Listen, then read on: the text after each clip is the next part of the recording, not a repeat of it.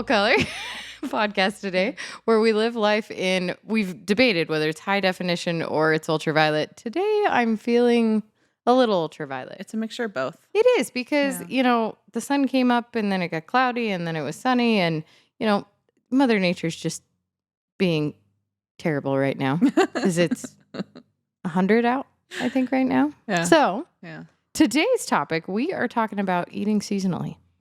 So have you ever even thought to eat seasonally?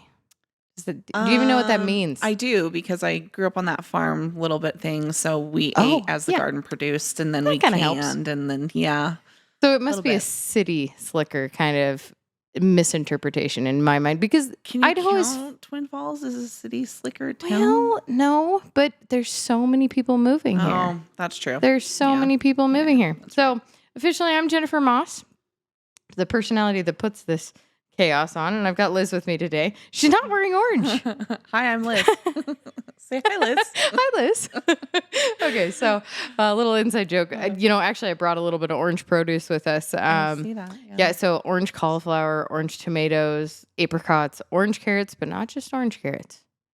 There's also purple and white carrots, and there's actually red carrots too. I didn't notice that the cauliflower was orange when you were putting it down. Yeah, that's cheddar cauliflower.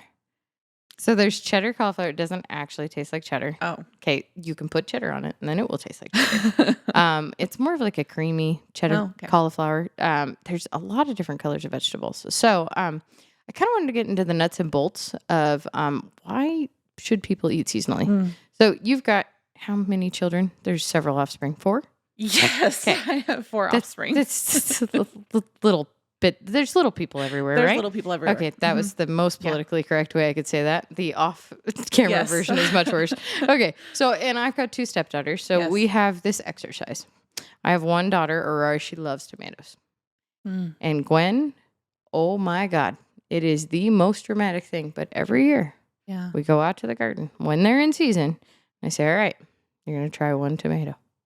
And I also find the sweetest cherry tomato that is like a straight up candy lollipop flavor. It's a texture thing, I'm sure of it. But there's bribery, and then there's ice cream afterwards. But we try it.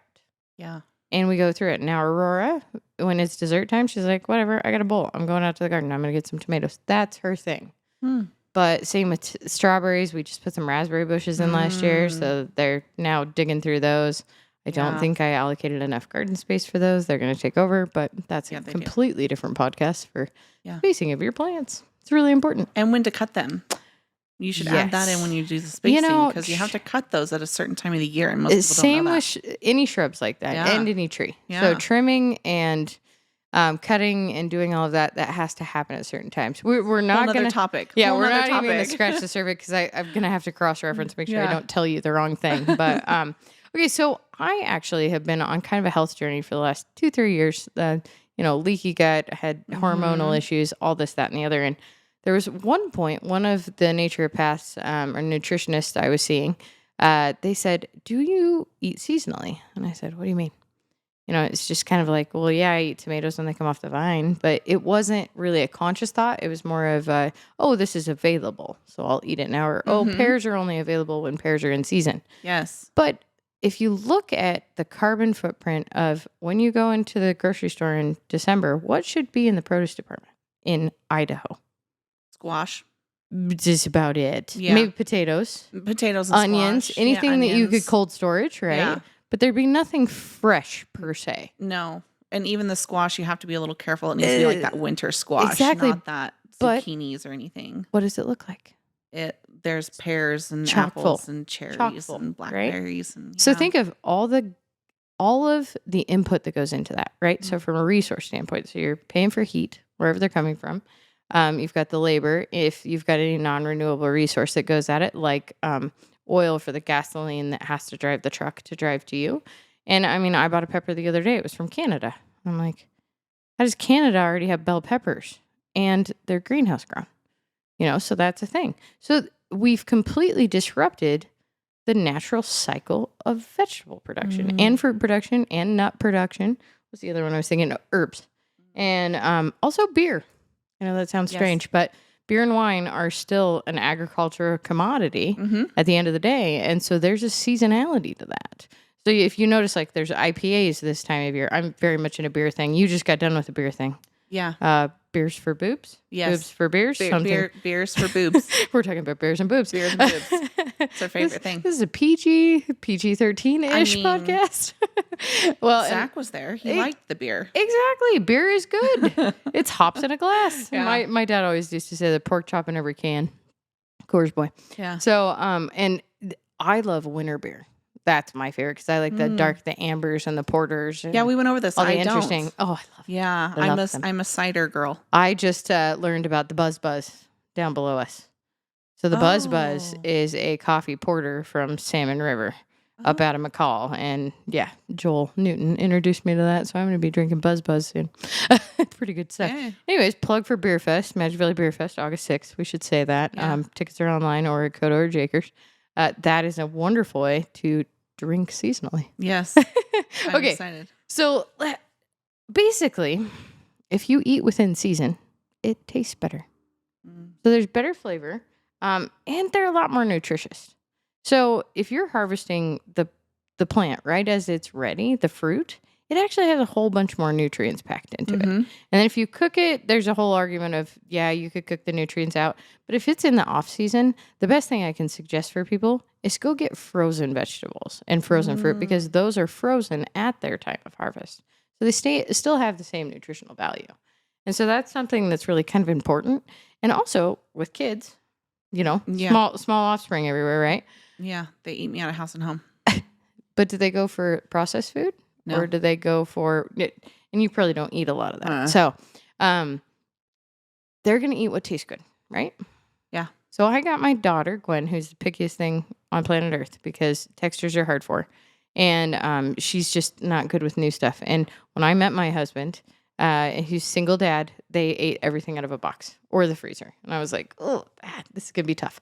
But we have graduated to much bigger things, and now they're really good eaters. And I roast vegetables and heavily season. They actually ordered broccoli at Olive Garden with their grandma. They were like, yes, broccoli. You know, how I've conned 11-year-olds into loving broccoli. Well, I put salt and butter all over it, and I roast it. Asparagus is the same way. Oh, yeah. 100%. And came to the table, and they're like, this isn't broccoli. Like, no, that's exactly what broccoli is. It's just steamed with no seasoning. So trying to teach them what seasonings they actually like so that we can get through this. But it truly was kind of an adventure to get them to eating produce regularly. And so now it's kind of a thing. And if anything's cut up, I mean, again, mom has to do all the work, right? You got to cut it up and put it in front of and almost put it in their mouth. Yes. Because they're not going to go into the fridge and grab it. Unless it's a big bin of raspberries that I have plans for, and then they're gone. Or the strawberries. The strawberries in my family. Strawberries would be the thing, too. My son will eat them whole. Yeah. Does he take the stem off? No, I'm talking like whole. How old's your son again? He's the little guy. Yeah. Yeah, he'll eat them whole. Well, but strawberries taste better out of the garden. Yeah. And I fight the squirrels for strawberries in our neighborhood. So, kind of a little trick for people is put decoys if you've got critters that take things. So we take rocks that are painted like strawberries and we put them around the strawberry plants because then the squirrels have already tried and now they know that they're not real food. So that's awesome. Yeah. Otherwise, CDs, hang CDs. Tomatoes is another thing. I had to keep the birds off tomatoes. So you just get those old burnt CDs. I don't even know if they sell those anymore. Maybe. Zach, DI? do they sell CDs? Barely. Okay. This is where I'm dating myself. Like I remember recording off the radio to cassette tapes, on your, and then you'd have this spray to clean it. And then you take the pencil when it would start to twirl out. And you'd have to re-spool it. You'd call into the DJ and he'd be like, all right, I'll play it 3 songs. And you'd just be waiting. Yeah. Just ready. And then you'd. Yeah. I remember Ace of Base. Yeah. I saw the sign. That was what was happening.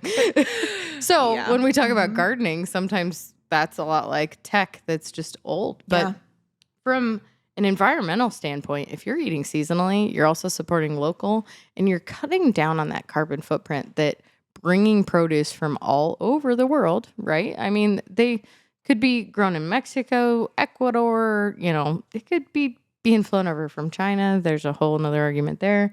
But truly, just going to your local farmer's market and getting the stuff. We have 2 great spots in town that I go to quite a bit. Countryside Market over on Eastland.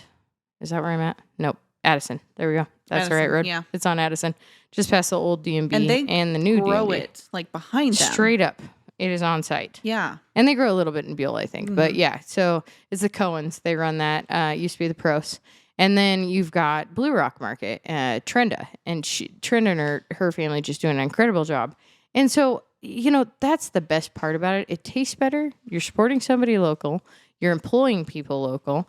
And it's higher nutritional value. Yes. And then there's a whole nother health benefit that people don't realize. So because if you eat cucumbers every day, all year, your body starts to get used to that nutrient, right?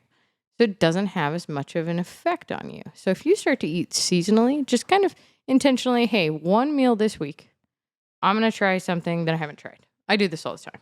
I actually pick a vegetable or fruit I don't like, and I learn to like it over a season. Eggplant, you can keep it. I don't want it ever. Cantaloupe. I'm looking at that cantaloupe over there. That's a good thing I didn't cut it open, huh? my grandpa grows cantaloupe. And it's a thing. Loves it. It's a thing. I could give up honeydew. That's not really honeydew too. I'm not really my gig. I love watermelon. If it's cut right. Is there a cut issue? There's a cut. And texture issue. My mom's on this whole kick of coconut water and watermelon, blended together, and I'm like, you need a little bit of vodka in here. Yeah. And then you got a perfect summer drink. Yep. So, and you could have a mocktail version for everybody else, and then the cocktail version for anybody who wants to partake. It's great, refreshing on a freaking 100-degree day. See what you did there? Yeah. Yeah. It's hot. The only thing I really love about summer is concert season, which we talked about in one of our past episodes. Having a little bit of downtime, what my garden produces, and enjoying my flowers.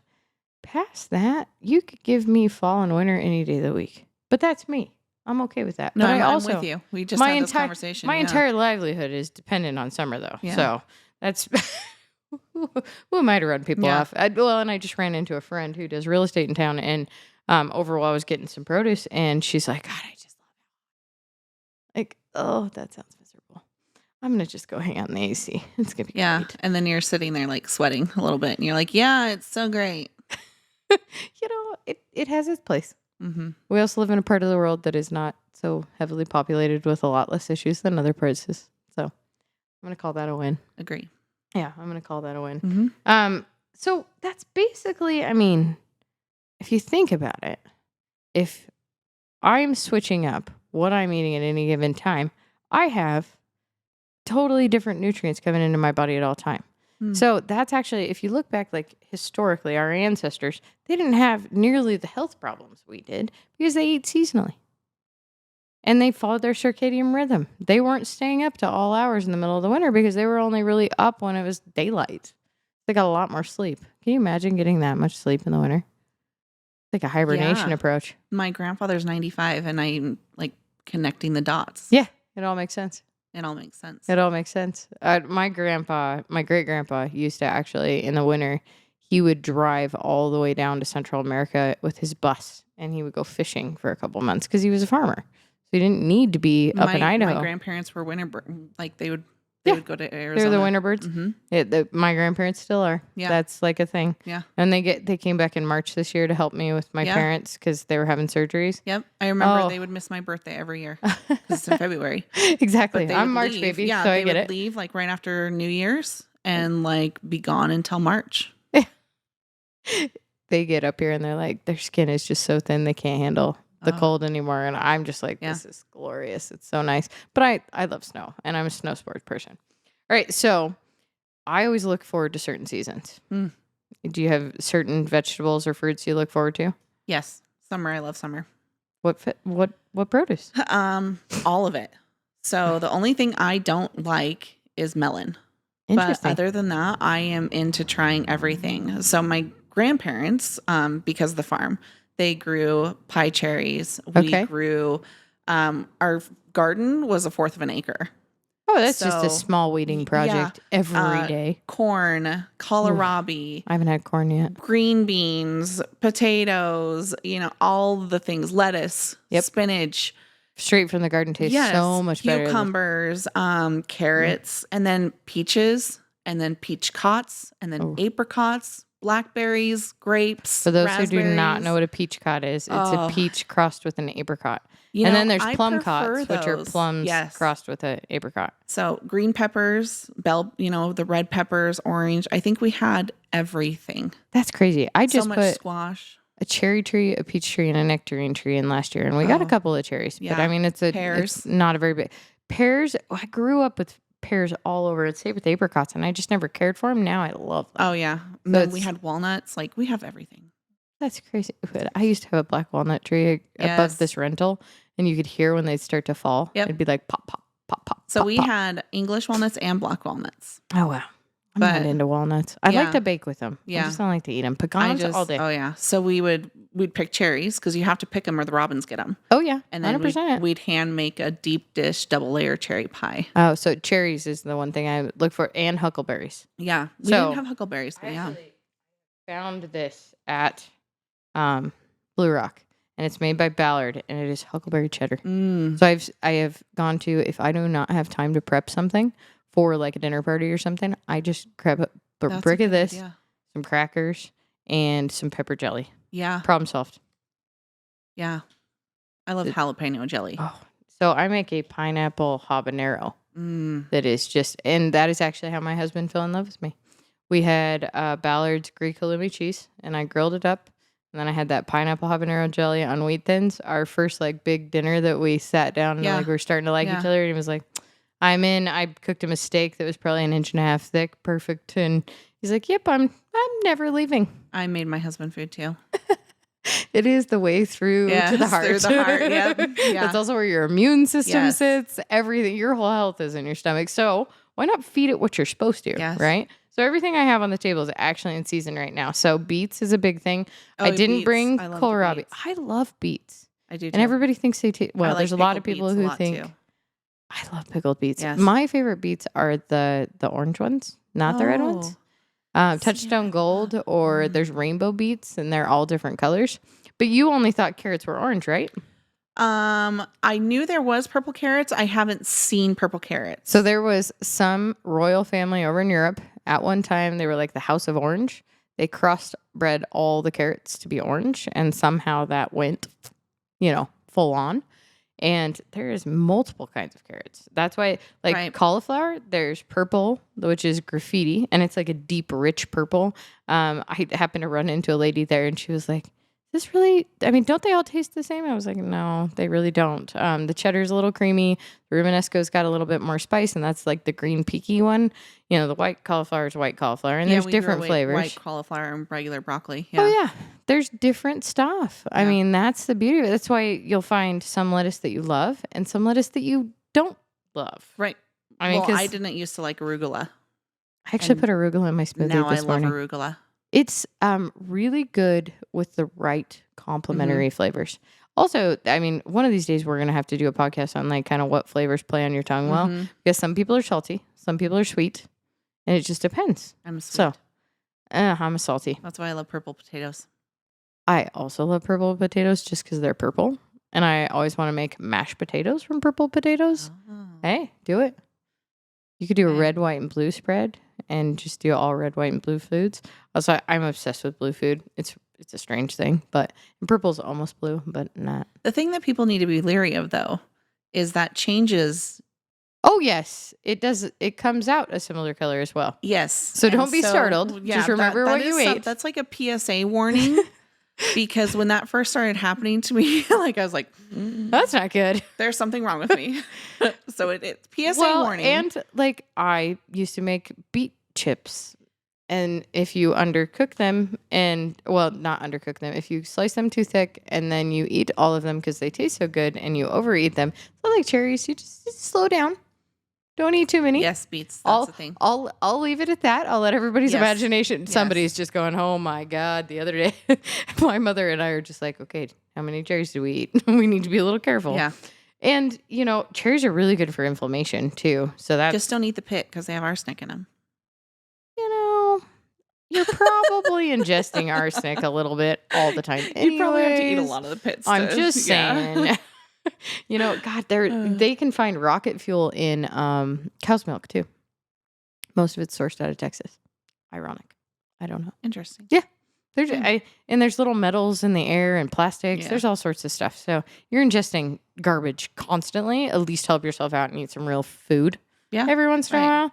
And the same argument could go to meats, and we could go into that whole thing. Yeah. But the closer you are to your food source, the healthier it is, the less of a footprint you've had on the environment. And finally, the environment's become a very, very big topic because we are about to the point that you cannot reverse the damage we've done as a human species. We're the one thing you can take away, and everything else thrives.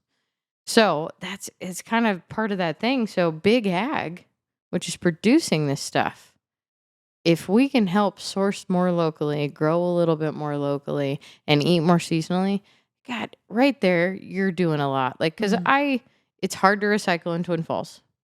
It's tricky because they've got it down to like 2 things. What is it, aluminum and cardboard? No, you can't even do aluminum anymore. It's cardboard. What? You can't recycle? Mm-hmm. Okay. Mm-hmm. That is a conversation for another day. Mm-hmm. Another day. Yep. Cardboard. Oregon's got it figured out. Good job, Oregon. So, but if you can kind of, I don't feel like I do a ton to reduce my footprint, but when I can, this is a really easy way that serves my purpose as well. Mm-hmm. But on the table, we got beets, broccoli, cauliflower. That's a big thing. And it's now hot enough. Also, lettuce. You want to kind of be done with lettuce before 85 degrees or it gets bitter. Squash is on like wildfire, summer squash. Mm. So winter squash has got a little bit longer, but like I brought some patty pans and some zucchini. Cucumbers are coming on like, what? I hope you got your dill ready because it's a thing. You know what I like to do with cucumbers? I take rice vinegar, a little bit of chili oil, and soy sauce. I actually use coconut aminos and some garlic, and I do a quick pickle in the fridge. Oh, that would be good. I just snack on them. They're delicious. And it cuts down from the gas that cucumbers can create. I don't get gas. But we won't talk about that. I don't usually, but sometimes it can happen. Berry season is on like wildfire right now. I was having an argument with the lady whether those were Marion berries or blackberries. Not really an argument. Those look like Marion. They're black. If you can tell the difference, we will test them afterwards because I had no idea. Yeah, they look like black raspberries actually, which is a thing too. Oh yes, that is definitely a thing too. Cherry tomatoes coming on like wildfire, but apricots, and we're turning into nectarine and peach season. Yes. Stone fruits are coming on. Yep. My pears are getting big. My tree is going to fall. I am so excited. And if anyone is looking for a house, Liz is in the process of selling a house. Anybody want to buy? Please. But, so my homework for everybody. So I hope you did your homework last time of the joy list, because that is definitely something that I am gravitating back to, and I'm suffering the end of season burnout. I'll get some time off in September, October, but we're getting closer. Ladies' Night Out is in October. Just to let you know. What is Ladies' Night Out? It's not the same. No, Ladies' Night Out I have. Okay. I don't do a lot of those, and I probably should do more. You should come to this one. I should probably come to this one. Okay, we'll work on that. There's whipped cream. I can't eat whipped cream. Oh, you don't eat it. Dairy. Anyway. Oh. Keep going. Okay. Okay, so my homework for everyone is pick something you haven't tried before. Try it in season. If there's anything on this table, and it doesn't have to be the melon over there. It's looking pretty sad. He wasn't very photo friendly. Hey, that's another thing. Produce can be ugly, and it's okay. And it tastes good. Yes. Off season, you know what I do for produce in the off season, because you just can't get it? I do misfit markets. So I do the misfit market backs. Their meat and fish is really good too. Okay. And so I'm a complicated food person. So we're going to have to come up with a word that's not glutard, like my brother calls me. He calls me a glutard because I can't do gluten. He's a super sweet guy. Yeah, you'll meet him one day. I don't have siblings. I actually like him most days of the week, so it's okay. We're business partners, so that's like a thing. You have to get along with your business partner most of the time. Well, at least that's how our family's set up. You should get along with your business partner. Ryan and I banter a lot. You've seen and heard it. Exactly. You're almost like siblings. Yes. Yes. That's what Ryan needs is another sister because he's got 3 already. Sorry, it's keeping things interesting. Or 4, so, I don't remember. Your homework is to go cook something you haven't tried before. And if you've got something you want your kids to try, make sure it's done seasonally. Because I bet if you eat a snow pea right out of the garden, they might be a lot more apt to try things. So they're really good with vegetables, except for my 2-year-old. Even if I hide it, he finds it somehow in his mouth and pulls out the kale. You got to blend it. I do. It's like little. And he's just like putting these little pieces. I'm like, how did you find that? He's not going to eat the kale. He's not going to eat the kale. You could hide spinach instead. Nope. No Anything green. Leafy. No green leafy. No. Okay. And none of them will do tomatoes, but I think that's more of a gut issue. It messes with It's acidic. Them. Yeah. It's acidic. It hurts them. Yeah. But other than that, and they're a nightshade. There's a whole thing about really good, but they'll eat most of the things. Okay, just not the green leafy things for him. In time, my dad always had iceberg. Like that was his favorite lettuce, and that was easy, and we could get through it. So that's what I grew up on, and now I really like romaine and everything else. Yeah, Zach's keeping us on time, which is good. Zach's our producer. He's behind the scenes today. He really is. Sometimes he's in front of the camera. I want to know if Zach did his homework, though. Did he do his Did you do homework? a joy list, Zach? I was on the show. I don't have to. Okay, so Zach's going to return with his joy list. We'll go over that in the next episode. We are working through what the next episode is going to be. It's a surprise. We'll announce it as we go. But come out to Beer Fest, Ladies Night in October. We'll do our little plug for that on the next round so that I know what the hell I'm talking about. But go out into your garden, and if you didn't plant a garden or it's 100 flipping degrees and everything died, just go down to your local farmer's market. I'm going to head to Blue Rock, actually. Yes, dude. Cultivating cheddar, man. Yeah. Do it. I'm going to do it. With that, I invite you to go live life in full color because plain is pretty boring. Thanks, guys.